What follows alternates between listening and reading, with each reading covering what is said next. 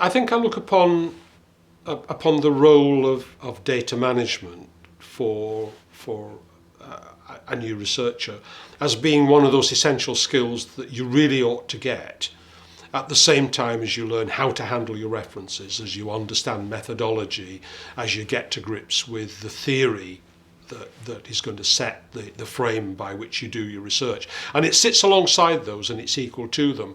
And in some respects, I think I see having a good data management plan and understanding how you will handle data, especially if you're taking data from individuals, and especially if you're gathering personal data of different kinds, that's comparable to getting ethical clearance.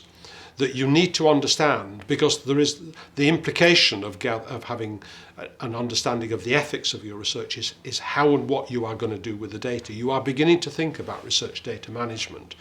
And so I think that actually I've been very impressed by DCC's data management planning tool, because it does ask you all of the sorts of questions that I think that you should be asking yourself. So you don't have to build it from the ground up. It actually gives you a really good framework. And for my postgrads now, I am pointing them towards that and saying, hey, take a look at that, because it will help you think about how you're going to gather your data and how you're going to look after it from the beginning to the end of the project. It gives you a framework to deal with it, rather than realising too late that you haven't done some things that you should have done, and therefore you've made your life and perhaps actually caused problems for you with the use of your data subsequently, or sharing your data. It's made that more difficult.